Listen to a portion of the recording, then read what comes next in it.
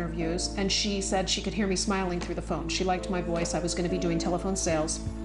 And when I came in to meet her, she had no problem with me. And she had me meet some male managers, and they went to shake my hand, and I told them I don't shake hands for religious reasons, and I laughed and smiled and told them it doesn't mean I'm not friendly. And they smiled, and it was fine. They wanted to shut the door for their interview. I asked them to keep the door open because it was just two of us. No problem. And I got the job. And I was there 6 years. I moved up from a sales position to a sales management position, and from a sales management position to a director's position over 3 departments. So it's not a matter of being a covered Muslim. It's a matter of getting an opportunity to see past the cover. And you can't guarantee that everybody's going to be fair or just in that. And that's where the problem comes in finding a job in America today.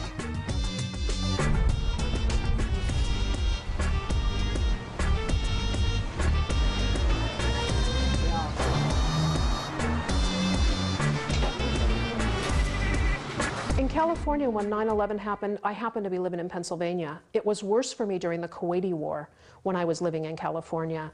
I had people run me off the road. Men would take their shirts and roll them up over their head and laugh and say ugly things. It was bad. The women in the community, in the Islamic community, couldn't go out at night by themselves. People were abusive. But during 9/11, I happened to be in Pennsylvania at that time working in a big corporation, and the people were very kind with me. They knew me from working with me. They said, "Do you want us to take you home? Are you sure you're going to be safe?" They were really, really nice. So it was completely different seeing how it was handled in the Kuwaiti War and how it was handled in 9/11. By 9/11, there were a lot more Muslims in a lot of different areas, and I think people start, now they see us and they're like, "Oh, okay." Back when I first started wearing my scarf 20 years ago, 24 years ago, I mean, it was mothers bringing their children away from me in a grocery store thinking, I don't know, I have guns with me or something. I don't know what they were thinking. And I would say hi, and I would speak in English, and they'd be shocked. And I'm like, I'm American. I just dress like this because of my religion. Don't be scared. And I would try to talk with the kids or the parents. Some people were understanding, some people weren't, but it was very different when I first started wearing my scarf because there weren't large Muslim communities. Today, it's very different. You find Islamic stores, you find markets, you find people, you find communities where, it's so common that people don't look twice. They're, it's like, okay, whatever. So it's a very different world today than it was 24 years ago. أعوذ بالله من الشيطان الرجيم بسم الله الرحمن الرحيم. I started learning about Islam from an Arab-speaking gentleman who was translating from Arabic material into English material. So they had very few people in California when I embraced Islam in our community, and then the community started to grow. So as it grew, and they reached out to other, chapters of the Association of Islamic Charitable Projects, AICP, the organization where I learned from. They sent me to someone who spoke English and had materials in English, and they retaught me about the Tawheed and the Fiqh. And then I took that material and I started teaching. And then over the years, I've helped edit the summary of the obligatory knowledge in English. I've worked on several documents for our association on the editorial staff. So I've learned from many people, especially Sheikh Samir Al-Qadi, who was living in Pennsylvania at the time that I was there. So for 5 straight years, we got Islamic teaching. I've been teaching Islam since 1988 to non-Arab speakers, and I teach them the Tawheed and the Fiqh. So I teach them the basic belief and the rules of the religion. And I've been doing this, like I said, since 1988. I've had large classes, small classes, one-on-one. I've done it on the phone. Today, I teach 2 classes. I take 1 class and teach 2 classes. So I have some college girls that I'm teaching now. They were raised in an Arab home, but not a Muslim Arab home. So they never learned their religion until their 20s. Assalamu alaikum, my name is Hafsa and I'm living in California. I'm planning on getting a bachelor's degree in biochemistry and molecular biology by 2013, and I plan to go on med school after that, inshallah. I met Kokab when she started teaching me Islamic lessons, and she's a very friendly, mashallah. She's a great woman, mashallah. She's very happy, always smiling. Yeah. I think it's pretty spectacular that Kawkab, as a Muslim convert, is teaching me, a person who's born Muslim, Islam. It's a real accomplishment for her, I think, mashallah. And inshallah, from the knowledge I learn, I'll teach other people someday as well. Assalamu alaikum. My name is Layla Divini. I was born and raised in California, and currently I'm teaching, but I'm going to be going to graduate school next year. I first met Kawkab because we were interested in taking lessons about Islam, and she became our Islam teacher. Well, being born and raised here and spending a lot of time, obviously here in California as a Muslim, I think a lot of people have many questions about Islam, especially post 9/11. They want to know a lot of information. I think a lot of people are apprehensive, and it takes time for them to get used to the idea of Muslims being part of American society. I think that American society is composed of not just one religion, but many religions, and people are more interested in learning more rather than fearful, I think, for the most part. People are concerned, or they have a friend or somebody from school, and they're like, can I bring them to one of your lessons? Can we talk about this? Can you answer their questions? So it's, we try to do it as informally as possible to make people feel comfortable about talking about things they don't know about. So teaching the religion is a rewardable deed, so anytime you have the opportunity to do it, it's good. Kawkab has been a great teacher, and her knowledge base is quite extraordinary. She has a lot of knowledge, and if she can't answer a question, she always asks somebody else for us. I also teach a young married couple. The girl has been Muslim for quite some time, and her husband embraced Islam recently. So I've been teaching the two of them together. So she's reviewing and he's learning, and it's a really nice experience. I enjoy teaching them. So I teach 2 classes. I teach them at the Islamic Center in Anaheim, California. And I've also taught lessons in my home. I've taught lessons in other people's homes. So it's been a long period of teaching. Sometimes I have more classes than other times.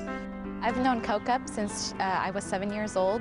My friends, my uncle, my family, they were all her friends also. She came in to join us, and we took lots of care and support of our Muslim community. I've always went to her house, helped her with her kids. Before that, she taught me. MashaAllah, Bismillah alayha, Kawkab, she converted to Islam with, all her will. She taught, she learned, and she always wanted to learn more and more, and never gave up. Kawkab is a very special person. She's very special to me. Since I've known her since I was 7 years old, and all these years, I mean, she's seen me grow, get married, have kids, and until now we've been, friends and in contact. حب كوكب لأولادها متجذر بعمق في قلبها. إن تربية ولدين اعتماداً على نفسها هو تحد حقيقي، وكان إيمانها السر في نجاحها. The hardest years were the teenage years. It's the time when they defy their parents and things like that. I want to do this. I don't understand why I can't go here, why I can't stay out late, why I can't have this friend. So I think, that was hard for me. I had to teach them how to choose the right friends. Today, I don't worry about that. My kids know that if they lose my trust, they have to earn it back. And if I don't like one of their friends, like there's things I see in them, I talk to them. I tell them, I saw some things I don't like. And if they can explain to me why what I saw was different from what I perceived, then I'm open to that. But there are some friends I've had to say, I don't want you to be friends with that person. This is not a good person to have in your life. You're going to go down the wrong path. So I think that respect that we ingrained in our kids, they knew when to push and when not to push. So the friend thing was a little bit hard, picking the right friends, especially going into high school.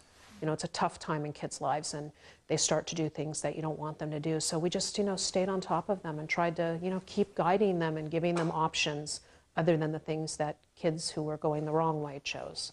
So yeah, teenage years, because they're rebellious. So Habibi, how was your first day? Alhamdulillah, my first day was great. How was your day today? It was busy. Did you like your new job?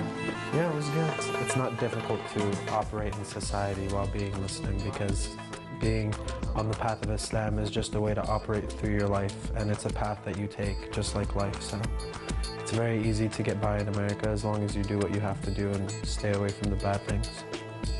Yeah, I have many non-Muslim friends. I went to a high school, a public high school in America, and I made a lot of friends. I'm very personable. People seem to like me. Some of my friends were accepting, like they understood, and they don't stop me from the things that I need to do. Most of my friends, the ones that I still talk to, actually remind me to pray sometimes, and they know that I don't eat non-halal meat, and it's very easy to hang out with them, like they've become accustomed to it.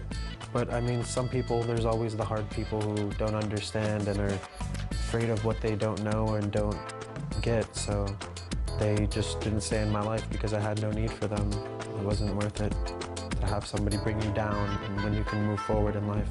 Just being a good Muslim has helped extremely while I'm down and not feeling as if I have a way out of things, just reminding myself to pray and do the good deeds, and it really helps you. It really gives you motivation in life to get out there and fix yourself and to better yourself in many ways. You know, it's funny, most people don't know I'm Muslim when they meet me because I'm so, like, a normal guy. So, like, later on, they'll find out, like, I'll say something, or I don't eat this, or I don't do that, and they'll be like, what do you mean? And I'll be like, oh, I'm Muslim. And they'll be like, no, like, no one believes me. So, but, and they accept it, like, immediately, because it's such a non-issue, because I act like them so much that it doesn't, like, register. Like, I don't come wearing a turban or, like, doing, like, siwak all the time in front of them, so they're not, like, surprised. Like, they're just a regular guy. Living in America, there's a lot of things to do. You can have a lot of fun. There's so many things you can do. So we always end up going to the movies or going to hang out with friends. We have dinner, this, that, hang out with Muslims, non-Muslims, and it's not a big deal, because as long as you don't go to a situation where, like, inherently there's haram in it, then you're good. You keep your heart pure, and you keep the situation you're in good, and you're fine. When someone's not a Muslim, you always feel like there's that emptiness. And so, like, when they see it in us, they're just like, oh, like, even other Muslims, because me and my friends, like, we follow more than most people, so they see us and they say, like you guys are so good together, you're good friends, you do this, you do that, you always advise each other. So they want to be like us, and it's cool. It's a really nice environment to be in, and it's nice to be, like, the person you are all the time. The way I was raised is the way I'd like to raise my children. So I think that, you know, as long as I find a woman who's as good as my mom or better, and I turn out like my parents, then inshallah I'll raise my kids just fine. سلام هي حتى مطلع الفجر صدق الله العظيم. Sayyidina Ali said, like, that people are asleep. Like, most people are asleep, and when they wake up, like, when they die, that's when they wake up. So I think, like, if you can live your life as if you're awake, that's the best thing you can do, and Islam is what provides that. If you really follow the religion, then you can be awake all the time.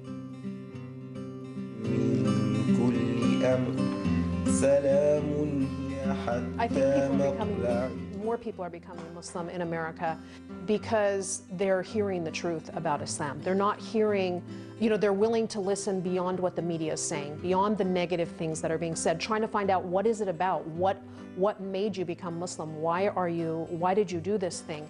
Because they used to think it's something from the East, it's something from those people.